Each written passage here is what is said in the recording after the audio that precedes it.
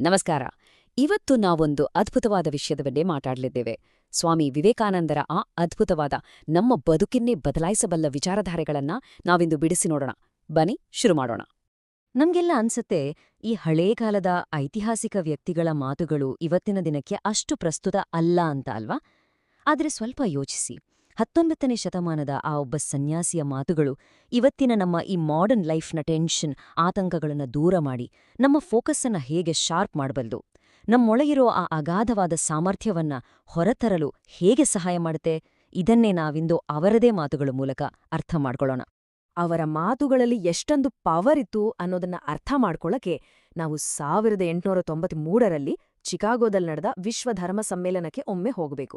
ನಿಮ್ಗೊತ್ತಾ, ಆ ದಿನ ಅವರು ತಮ್ಮ ಭಾಷಣದ ಮೊದಲ ವಾಕ್ಯ ಮುಗಿಸುವ ಮುನ್ನವೇ ಅಲ್ಲಿ ಸೇರಿದ್ದ ಸಾವಿರಾರು ಜನ ಎದ್ದು ನಿಂತು ಸತತ 2 ನಿಮಿಷಗಳ ಕಾಲ ಚಪ್ಪಾಳೆ ತಟ್ಟಿದ್ರು. ಅಕ್ಷರಶಃ ಇಡೀ ಜಗತ್ತನ್ನೇ ವಿದ್ಯುದ್ದೀಕರಿಸಿದ ಕ್ಷಣ ಅದು. ಇದು ನಾವು ಮುಂದೆ ನೋಡ್ಲಿರೋ ಅವರ ಪ್ರಬಲ ಉಲ್ಲೇಖಗಳಿಗೆ ಒಂದು ನಾಂದಿಯಷ್ಟೇ. ಓಕೆ, ಈಗ ನಮ್ಮ ಮೊದಲನೇ ವಿಭಾಗಕ್ಕೆ ಹೋಗೋಣ. ನಿಮ್ಮ ಆಂತರಿಕ ಶಕ್ತಿಯ ಶೋಧನೆ, ಅಂದರೆ ನಂಬಿಕೆಯ ಬುನಾದಿ. ನಿಮ್ಮಲ್ಲಿ ನಿಮ್ಗೆ ನಂಬಿಕೆ ಬರೋವರೆಗೂ ನಿಂಗ ದೇವ್ರಲ್ಲಿ ನಂಬಿಕೆ ಬರಲು ಸಾಧ್ಯವೇ ಇಲ್ಲ. ಎಂಥ ಮಾತಲ್ವಾ? ಇದು ನಮ್ಮ ಸಾಂಪ್ರದಾಯಿಕ ಧಾರ್ಮಿಕ ಚಿಂತನೆಗಳನ್ನ ಸಂಪೂರ್ಣವಾಗಿ ಉಲ್ಟಾ ಮಾಡುತ್ತೆ. ವಿವೇಕಾನಂದರ ಪ್ರಕಾರ ಆಧ್ಯಾತ್ಮಿಕತೆ ಅಂದ್ರೆ ಸುಮ್ನೆ ಆಕಾಶದತ್ತ ನೋಡಿ ಶರಣಾಗೋದಲ್ಲ, ಬದಲಾಗಿ ಸಂಪೂರ್ಣ ವಿಶ್ವಾಸದಿಂದ ನಮ್ಮ ಒಳಗೆ ನಾವು ನೋಡ್ಕೊಳ್ಳುದು. ಇದು ನಮ್ಮನ್ನ ಅವರ ಆಂತರಿಕ ದೈವತ್ವ ಅನ್ನೋ ಮೂಲ ಪರಿಕಲ್ಪನೆಗೆ ಕರೆದೊಯ್ಯುತ್ತೆ.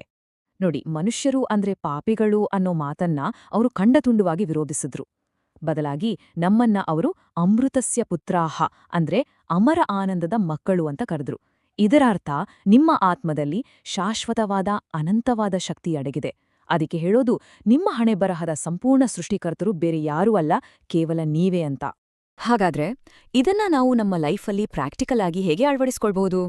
ಫಸ್ಟ್ ಪಾಯಿಂಟ್, ನಾನು ದುರ್ಬಲ ಅನ್ನೋ ಕಲ್ಪನೆಯನ್ನೇ ಕಿತ್ತೆಸೆದ್ಬಿಡಿ.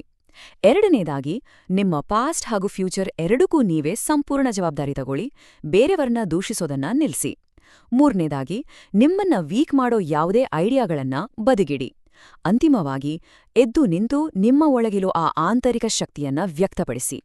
ಕಂಟ್ರೋಲ್ ಸಂಪೂರ್ಣವಾಗಿ ನಿಮ್ಮ ಕೈಯಲ್ಲೇ ಇದೆ. ಸರಿ, ವಿಭಾಗ 2, ಭಯವನ್ನು ಜಯಿಸುವುದು, ಅಂದರೆ ಅತಿ ದೊಡ್ಡ ಮೂಢನಂಬಿಕೆಯನ್ನ ದೂರ ಮಾಡುವುದು. ಭಯವೇ ಸಾವು, ಭಯವೇ ಪಾಪ, ಭಯವೇ ನರಕ. ನೀವು ಭಯಪಡುವ ಕ್ಷಣವೇ ನೀವು ಶೂನ್ಯರಾಗುತ್ತೀರಿ. ಎಂಥ ಪವರ್ಫುಲ್ ಕೋಟ್ ಅಲ್ವಾ? ವಿವೇಕಾನಂದರು ಭಯವನ್ನ ಸುಮ್ನೆ ಒಂದು ಇಮೋಷನ್ ಅಂತ ನೋಡ್ಲಿಲ್ಲ, ಬದಲಿಗೆ ಪ್ರಪಂಚದ ಎಲ್ಲಾ ದುಃಖಗಳಿಗೂ ಅದೇ ಮೂಲ ಕಾರಣ ಅಂತ ಹೇಳಿದ್ರು. ಅದು ನಮ್ಮನ್ನ ಒಳಗಿಂದಲೇ ನಿಷ್ಕ್ರಿಯಗೊಳಿಸಿ ನಮ್ಮ ಬೆಳವಣಿಗೆಯನ್ನೇ ತಡೆದುಬಿಡುತ್ತೆ. ಇಲ್ನೋಡಿ, ಭಯದಿಂದ ಕೂಡಿದ ಜೀವನ ಮತ್ತು ನಿರ್ಭಯತೆಯಿಂದ ಕೂಡಿದ ಜೀವನದ ನಡುವೆ ಎಷ್ಟು ದೊಡ್ಡ ಡಿಫ್ರೆನ್ಸ್ ಇದೆ ಅಂತ. ಭಯ ಬರೀ ದೌರ್ಬಲ್ಯವನ್ನ ತರುತ್ತೆ, ನಮ್ಮನ್ನ ಪರಾವಲಂಬಿಗಳನ್ನಾಗಿ ಮಾಡುತ್ತೆ. ಅದೇ ನಿರ್ಭಯತೆ ಇದೆಯಲ್ಲ, ಅದು ನಮಗೆ ಎಲ್ಲೆಲ್ಲದ ಶಕ್ತಿಯನ್ನ ಕೊಡುತ್ತೆ, ನಿಜವಾದ ಫ್ರೀಡಮ್ ಕೊಡುತ್ತೆ. ಅವ್ರು ಹೇಳ್ದಾಗೆ ಅದು ಕ್ಷಣಾರ್ಧದಲ್ಲೇ ಸ್ವರ್ಗವನ್ನೇ ಸೃಷ್ಟಿ ಮಾಡುತ್ತೆ. ಇದನ್ನೇ ನಿಮ್ಮ ದೈನಂದಿನ ಮಂತ್ರವನ್ನಾಗಿ ಮಾಡ್ಕೊಳ್ಳಿ. ವೀರರಾಗಿರಿ, ಯಾವಾಗ್ಲೂ ನನಗೆ ಯಾವ ಭಯವೂ ಇಲ್ಲ ಅಂತ ಹೇಳಿ. ನಮ್ಮ ಈ ಮಾಡರ್ನ್ ಲೈಫ್ನಲ್ಲಿ ಆತಂಕ, ಟೆನ್ಷನ್ ಅಥವಾ ಯಶಸ್ವಿ ಆಗ್ಲೇಬೇಕು ಅನ್ನೋ ಪ್ರೆಷರ್ ಬಂದಾಗ ಇದನ್ನೇ ರಿಪೀಟ್ ಮಾಡಿ. ಭಯದಿಂದ ಸಾಯಬೇಡಿ, ಎದುರಿಸಿ, ಹೋರಾಡ್ತಾ ಮುನ್ನುಗ್ಗಿ. ವಿಭಾಗ 3, ಶಿಕ್ಷಣ ಮತ್ತು ಏಕಾಗ್ರತೆಯ ಮರುವ್ಯಾಖ್ಯಾನ, ಅಂದ್ರೆ ಏಕಾಗ್ರತೆಯ ಶಕ್ತಿ. ಮಾನವನಲ್ಲಿ ಈಗಾಗಲೇ ಅಡಗಿರುವ ಪರಿಪೂರ್ಣತೆಯನ್ನು ಪ್ರಕಟಗೊಳಿಸುವುದೇ ಶಿಕ್ಷಣ. ನಿಜಕ್ಕೂ ಇದು ಎಂಥ ಅದ್ಭುತವಾದ ದೃಷ್ಟಿಕೋನ ಅಲ್ವಾ? ಅಂದ್ರೆ ನಿಜವಾದ ಶಿಕ್ಷಣ ಅನ್ನೋದು ಬರೀ ಬಾಯ್ಪಾಠ ಮಾಡೋದಲ್ಲ, ಪರೀಕ್ಷೆ ಪಾಸ್ ಮಾಡೋಕೆ ಅಂತ ಬೇಕೋ ಬೇಡವೋ ಅನ್ನೋ ಇನ್ಫಾರ್ಮೇಷನ್ ಅನ್ನ ಮೆದುಳಿಗೆ ತುರುಕೋದಂತೂ ಖಂಡಿತ ಅಲ್ಲ. ಇಲ್ಲಿ ಪ್ರಕಟಗೊಳಿಸೋದು ಅಥವಾ ಮ್ಯಾನಿಫೆಸ್ಟೇಷನ್ ಅನ್ನೋ ಪದ ತುಂಬಾ ಇಂಟ್ರೆಸ್ಟಿಂಗ್. ಜ್ಞಾನ ಅನ್ನೋದು ಈಗಾಗ್ಲೇ ನಿಮ್ಮೊಳಗಿದೆ ಅಂತ ವಿವೇಕಾನಂದರು ನಂಬಿದ್ರು. ಸ್ವಲ್ಪ ಯೋಚನೆ ಮಾಡಿ, ಟೀಚರ್ಸ್ ಜ್ಞಾನವನ್ನ ಅಕ್ಷರಶಃ ನಿಮ್ಮ ತಲೆಗೆ ತುಂಬೋದಿಲ್ಲ, ಬದಲಿಗೆ ನಿಮ್ಮೊಳಗೆ ಇರೋ ಆ ಜ್ಞಾನವನ್ನ ಹೊರತರಲು ಸಹಾಯ ಮಾಡೋ ಗೈಡ್ಗಳು ಮಾತ್ರ ಅವರು.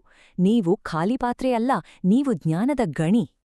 ಆ ಜ್ಞಾನದ ಗಣಿಯನ್ನ ತೋಡೋಕಿರುವ ಅತಿ ಮುಖ್ಯವಾದ ಟೂಲ್ ಅಂದ್ರೆ ಏಕಾಗ್ರತೆ ಅಥವಾ ಕಾನ್ಸಂಟ್ರೇಷನ್. ಶಿಕ್ಷಣದ ಮೂಲ ಸಾರವೇ ಮನಸ್ಸಿನ ಏಕಾಗ್ರತೆ. ನಿಮ್ಮ ಮನಸ್ಸನ್ನ ಕಂಪ್ಲೀಟಾಗಿ ಫೋಕಸ್ ಮಾಡಿದಾಗ ಅದು ಒಂದು ಪ್ರಬಲವಾದ ದೀಪದ ಥರ ಕೆಲಸ ಮಾಡುತ್ತೆ. ನಿಮ್ಮ ಒಳಗಿರೋ ಅಪಾರ ಜ್ಞಾನವನ್ನ ಅದು ಅನಾವರಣಗೊಳಿಸುತ್ತೆ. ನೋಡಿ, ಸಕ್ಸಸ್ ಆಗೋಕೆ ಇದೊಂದು ಪಕ್ಕಾ ಬ್ಲೂಪ್ರಿಂಟ್. ಯಾವುದಾದ್ರೂ ಒಂದೇ ಒಂದು ಐಡಿಯಾ ಅಥವಾ ಗುರಿಯನ್ನ ಆರಿಸ್ಕೊಳ್ಳಿ, ಅದನ್ನೇ ಯೋಚಿಸಿ, ಅದರದೇ ಕನ್ಸ್ಕಾಣಿ, ಅದಕ್ಕಾಗೇ ಬದುಕಿ. ನಿಮ್ಮ ಮೆದುಳು, ಸ್ನಾಯು, ನರಗಳೆಲ್ಲದರಲ್ಲೂ ಆ ಒಂದೇ ವಿಚಾರ ತುಂಬಿರ್ಲಿ. ಉಳಿದೆಲ್ಲವನ್ನು ಬಿಟ್ಬಿಡಿ. ಇವತ್ತು ನಾವೇನ್ ಮಾಡ್ತೀವಿ? ಸದಾ ಫೋನ್ ಸ್ಕ್ರಾಲ್ ಮಾಡ್ತಾ ಒಂದೇ ಸಲ 10 ಕೆಲ್ಸ ಮಾಡೋಕ್ ಹೋಗ್ತೀವಿ ಅಲ್ವಾ? ಅದನ್ ಬಿಟ್ಟು ಈ ಥರ ಲೇಸರ್ ಫೋಕಸ್ಡ್ ಅಪ್ರೋಚ್ ಫಾಲೋ ಮಾಡಿದ್ರೆ ಯಶಸ್ಸು ಖಂಡಿತ. ಈಗ ವಿಭಾಗ 4 ಎಲ್ಲರಿಗೂ ಆಧ್ಯಾತ್ಮಿಕ ಸಮಾನತೆ ಅಡೆತಡೆಗಳನ್ನು ನಿವಾರಿಸುವುದು. ಮಹಿಳೆಯರ ಸ್ಥಿತಿ ಸುಧಾರಿಸದೆ ಪ್ರಪಂಚದ ಕಲ್ಯಾಣಕ್ಕೆ ಯಾವುದೇ ಅವಕಾಶವಿಲ್ಲ. ಲಿಂಗ ಸಮಾನತೆಯ ಬಗ್ಗೆ ಅವರು ಎಷ್ಟು ಸ್ಪಷ್ಟವಾಗಿದ್ರು ಅನ್ನೋದನ್ನ ಇದು ತೋರಿಸುತ್ತೆ. ನೆನ್ಪಿರ್ಲಿ, ಅವರು ಇದನ್ನ ಹೇಳಿದ್ದು 19ನೇ ಶತಮಾನದ ಅಂತ್ಯದಲ್ಲಿ. ಅಂದ್ರೆ ಮಹಿಳಾ ಶಿಕ್ಷಣ ಮತ್ತು ಸಮಾನತೆಯ ವಿಚಾರದಲ್ಲಿ ಅವರು ತಮ್ಮ ಕಾಲಕ್ಕಿಂತ ಎಷ್ಟು ಮುಂದಿದ್ರು ಅಂತ ನೀವೇ ಊಹಿಸಿ. ಅವರ ಈ ನಿಲುವು ಬರೀ ರಾಜಕೀಯವಾಗಿರಲಿಲ್ಲ, ಇದಕ್ಕೊಂದು ಸ್ಟ್ರಾಂಗ್ ಆಧ್ಯಾತ್ಮಿಕ ಬೇಸ್ ಇತ್ತು. ನಮ್ಮ ಆತ್ಮಕ್ಕೆ ಯಾವುದೇ ಲಿಂಗ, ಜಾತಿ ಅಥವಾ ವರ್ಗವಿಲ್ಲ. ಆಧ್ಯಾತ್ಮಿಕವಾಗಿ ಗಂಡು ಹೆಣ್ಣು ಇಬ್ಬರೂ ಸಮಾನರೇ. ಹಾಗಾಗಿ ಮಹಿಳೆಯರನ್ನ ಕಡೆಗಣಿಸೋ ಯಾವುದೇ ನಿಯಮ ಇದ್ರೂ ಅದು ಮನುಷ್ಯರು ಮಾಡಿರೋ ತಪ್ಪುಗಳೇ ಹೊರತು ದೈವಿಕ ನಿಯಮ ಅಲ್ಲ. ನಿಜವಾದ ನಾಗರಿಕತೆ ಅಂದ್ರೆ ಎಲ್ಲರಿಗೂ ಈಕ್ವಲ್ ಅಪಾರ್ಚುನಿಟಿ ಕೊಡೋದೇ ಆಗಿದೆ. ವಿಭಾಗ 5 ಮಾನವ ಸೇವೆಯೇ ಅತಿ ಉನ್ನತ ಆದರ್ಶ. ಇಷ್ಟೊತ್ತು ನಾವು ಶಕ್ತಿ, ಏಕಾಗ್ರತೆ, ಸಮಾನತೆ ಬಗ್ಗೆ ಮಾತಾಡಿದ್ವಿ. ಆದ್ರೆ ಇವೆಲ್ಲದರ ಅಂತಿಮ ಉದ್ದೇಶ ಏನ್ ಗೊತ್ತಾ? ಯಾರು ಇತರರಿಗಾಗಿ ಬದುಕ್ತಾರೋ ಅವರು ಮಾತ್ರ ಜೀವಂತವಾಗಿರ್ತಾರೆ, ಉಳಿದವರು ಬದುಕಿದ್ರೂ ಸತಂತೆ. ನಿಜವಾದ ಆಧ್ಯಾತ್ಮಿಕತೆ ಯಾವತ್ತೂ ಸ್ವಾರ್ಥಿಯಾಗಿರಲ್ಲ. ನಮ್ಮಲ್ಲಿರೋ ಆ ಎಲ್ಲ ಶಕ್ತಿ, ಫೋಕಸ್ ಅಂತಿಮವಾಗಿ ಸಮಾಜದ ಸೇವೆಗೆ ಬಳಕೆಯಾಗ್ಬೇಕು. ಇದನ್ನೇ ಅವರು ಶಿವಭಾವನೆಯಿಂದ ಜೀವ ಸೇವೆ ಅಂತ ಹೇಳಿದ್ದು. ಇಲ್ಲಿ ಜೀವ ಅಂದ್ರೆ ಪ್ರತಿಯೊಂದು ಜೀವರಾಶಿ. ಪ್ರತಿಯೊಂದು ಜೀವಿಯ ಸೇವೆ ಮಾಡೋದು ಸಾಕ್ಷಾತ್ ದೇವರ ಪೂಜೆಗೆ ಸಮ. ದೇವರನ್ನ ಬರೀ ಗುಡಿಯಲ್ಲಿ ಹುಡುಕೋ ಬದಲು ನಮ್ಮ ಪಕ್ಕದಲ್ಲಿರೋ ಜನರಲ್ಲಿ, ಕಷ್ಟದಲ್ಲಿರೋ ವ್ಯಕ್ತಿಗಳಲ್ಲಿ ದೇವರನ್ನ ಕಾಣ್ಬೇಕು. ಹಾಗಾದ್ರೆ ಈ ಎಲ್ಲ ವಿಚಾರಗಳನ್ನ ಇವತ್ತು ನಾವು ಹೇಗೆ ಅಳವಡಿಸ್ಕೊಡ್ಬೋದು? ತುಂಬಾ ಸಿಂಪಲ್. ಕಬ್ಬಿಣದಂತಹ ಸ್ನಾಯು, ಉಕ್ಕಿನಂತಹ ನರಗಳನ್ನ ಬೆಳೆಸ್ಕೊಳ್ಳಿ. ಅಂದ್ರೆ ಫಿಸಿಕಲ್ ಆಗಿ, ಮೆಂಟಲ್ ಆಗಿ ಸ್ಟ್ರಾಂಗ್ ಆಗಿರಿ. ನಿಮ್ಮನ್ನ ವೀಕ್ ಮಾಡೋ ಎಲ್ಲವನ್ನೂ ಬಿಟ್ಬಿಡಿ. ನನ್ನದೇ ಸರಿ ಅನ್ನೋ ಆ ಸಣ್ಣ ಬಾವಿಯಿಂದ ಹೊರಬನ್ನಿ ಮತ್ತು ಇತರರಿಗೆ ಸಹಾಯ ಮಾಡೋದೇ ನಿಮ್ಮ ಅತೀ ದೊಡ್ಡ ಪೂಜೆ ಅಂತ ನಂಬಿ. ಇದೇ ಅವರ ಅತ್ಯಂತ ಫೇಮಸ್ ಆದ ಕರೆ. ಏಳಿ, ಎದ್ದೇಳಿ, ಗುರಿ ಮುಟ್ಟುವವರೆಗೆ ನಿಲ್ಲದಿರಿ. ಎಂಥ ಎನರ್ಜಿ ಇದೆ ಅಲ್ವಾ ಈ ಮಾತಲ್ಲಿ? ನಿಮ್ಮ ಸೋಮಾರಿತನ, ಡೌಟ್ಸ್ ಎಲ್ಲವನ್ನೂ ಕಿತ್ತಸಿದ್ಬಿಡಿ. ಸಾಧಿಸುವ ಛಲ ಮತ್ತು ಹುಮ್ಮಸ್ಸು ಇರುವಾಗಲೇ ಕಾರ್ಯಪ್ರವೃತ್ತರಾಗಲು ಇದೇ ಸರಿಯಾದ ಸಮಯ. ಕೊನೆಯದಾಗಿ, ನಿಮ್ಮೊಳಗೆ ಅನಂತ ಶಕ್ತಿ ಅಡಗಿದೆ. ನೀವು ದುರ್ಬಲರಲ್ಲ, ನಿಮ್ಮ ಭವಿಷ್ಯದ ಸೃಷ್ಟಿಕರ್ತರು ನೀವು. ಹಾಗಾದ್ರೆ ಇವತ್ತು ನೀವು ಎದ್ದು ನಿಂತು ಏನನ್ನು ಸಾಧಿಸಲಿದ್ದೀರಿ? ಈ ಪ್ರಶ್ನೆಯನ್ನ ನಿಮಗೆ ನೀವೇ ಕೇಳ್ಕೊಳ್ಳಿ. ಈ ಅದ್ಭುತವಾದ ಜ್ಞಾನವನ್ನ ನಿಮ್ಮ ಲೈಫ್ನಲ್ಲಿ ಅಳವಡಿಸ್ಕೊಳ್ಳಿ. ಈ ವಿವರಣೆ ನಿಮಗೆ ಇಷ್ಟ ಆಯ್ತು ಅಂತ ಭಾವಿಸ್ತೀನಿ.